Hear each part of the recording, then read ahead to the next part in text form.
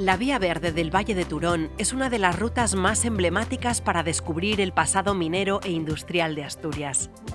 Parte del puente de Ricastro, en Mieres, y sigue el antiguo trazado del ferrocarril minero de la compañía Hulleras del Turón.